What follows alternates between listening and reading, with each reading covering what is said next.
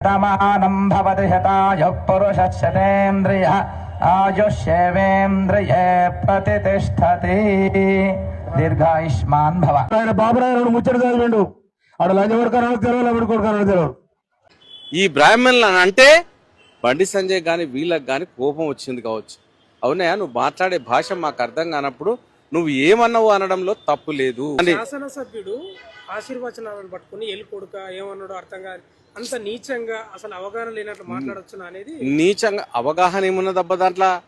BJP మమ్మల్ని blame చేస్తా ఉన్నది. బీజేపీ మాకు వ్యతిరేకము, మేము ఏం చేసినా కూడా వ్యతిరేకిస్తుంది. బీజేపీ అంటేనే బ్రాహ్మణులు, బ్రాహ్మణులు అంటేనే బీజేపీ పార్టీ. మరి అగ్రవర్ణాల పార్టీ దళితులను మంచిగా చెప్పినామని అంటదా? ఎప్పుడు అనగదొక్కే ప్రయత్నం చేస్తుంది, వాళ్ళ ఏ విధంగా తొక్కాలనే ప్రయత్నం చేస్తుంది.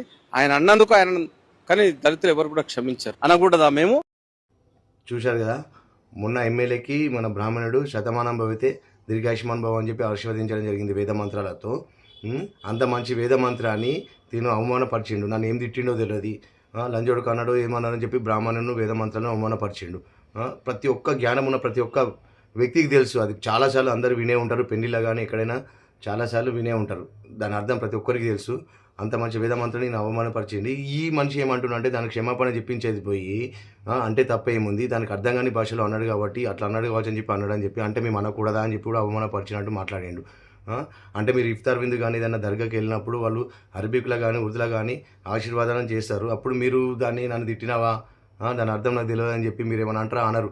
అదే మీ చర్చిలోకి పోతారు, మీ చర్చిలోకి పోయి మీ పాస్టర్ కర్రపర శుద్ధాత్మ అని చెప్పి ఏదేదో తెలియని భాషలో మీ పాస్టర్ ఆశీర్వదిస్తారు. మీరు దాన్ని ఏమనుకుంటారు?